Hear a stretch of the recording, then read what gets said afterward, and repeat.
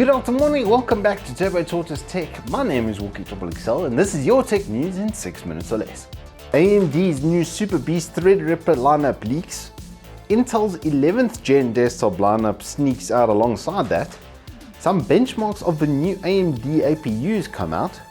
RTX30 series is EOL as Nvidia prepares for the 30 series launch. Ubisoft has been super busy making all the remakes. ROG makes a 240Hz portable monitor. Some mad lad drops nearly 2 million rands on Super Mario. Razer makes a mouse for people with small hands. And I give you the Turbo Tortoise Tech top picks for specials from Uncle Eve Tech.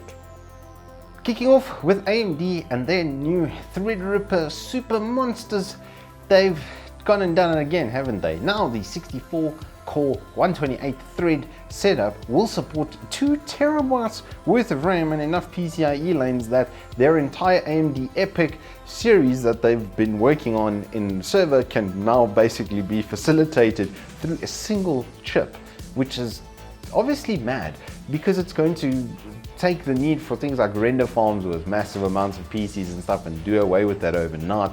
You can now have Nvidia deep learning machines with a single processor instead of having to have a multi-processor board, which obviously drops that cost right down. It's just obviously quite mad.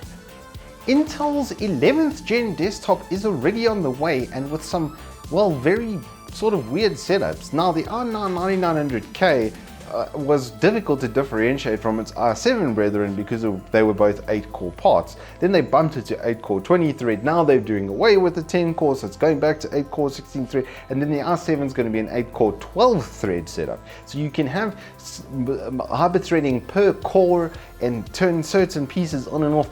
I just hope that this actually means that their new processor's efficiency is so high that it doesn't need multi-core to keep up with AMD and multi-threaded workloads. Speaking of multi-threaded workloads, the 4700G was put through some overclocking and Cinebench treatment and it scored, well, really well. It's almost 54% better than it was previous gen 1700X. So from the start of 8-core 16-thread to now an APU at 65 watts is doing 54% better job in multi-threaded benchmarking. Impressive 4.5 gigahertz all-core overclock on this chip as well. APU has an internal graphics card, so you don't have to go and buy a whole GPU to be able to use this chip. This is an all-in-one chip that will be for the desktop and hopefully launching in September. So if you're a designer, and video editor, anything like that, this should really be on your radar. Nvidia has called the RTX30 series EOL as they prepare for their 30 series launch later in the year. It does look like 17th of September is going to be the hot date for when these GPUs are released. So if you guys are looking to buy a GPU currently, there should actually be some specials on the RTX30 series, and the one that I would highly suggest is the 2070 Super. I've got one, I've put one in some of my mates' builds, and at 1080p, it's significantly overkill already for where we are at the moment. And if you can get it on a discount, it does mean you're getting some performance kind of for free. So look out for those deals coming up in the near future. Speaking of fast frame rates, ROG has made a 17-inch portable 240Hz monitor.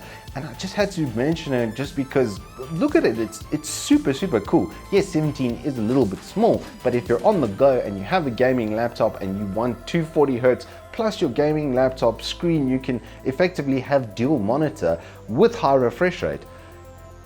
Rad? Ubisoft has been working hard in the background on some new games, being a new Far Cry 6, which is going to be set in South America. Then we have Assassin's Creed Valhalla, which we spoke about last week, which actually does look really cool, I must say. And then a new Watch Dogs will be coming out as well. So if you are into Ubisoft sandboxes, there's never been a better time to get your hands on, well, possibly 3 new games coming out in the near future. Razer has made a really cool looking little Death Adder. It's really small, Death Adder Mini V2, and it's for small people with small hands with a small price. In some other gaming news, an absolute mad lad has dropped the equivalent of 1.9 million South African rands on a brand new spanking completely fresh sealed copy of Super Mario Bros. $114,000 US was what was paid for it on auction. So if your parents try to tell you that your collector's edition is not going to be worth anything, just show them this article and tell them, go home and shut up. Lastly, the Turbo Tortoise Tech top picks from Uncle E-Tech's store this week. If you aren't cold enough in this cold front, these fan kits from ROG Tech and Gumdios will cool you off.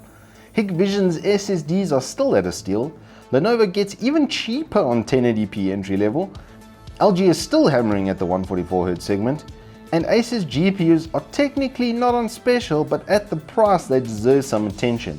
That is unfortunately all we have time for this week. But later in the week, I will be doing a 10400F1660 Super pairing, which I would assume would be a really good mid-range gaming buy. So I'm going to be comparing that to what we launched with on the channel about now 18 months ago. So we're going to see how far mid-range gaming has come, and if you can do 1080p 60 on any title on a budget. So until then, I hope you keep well, and I will be seeing you on the flip side.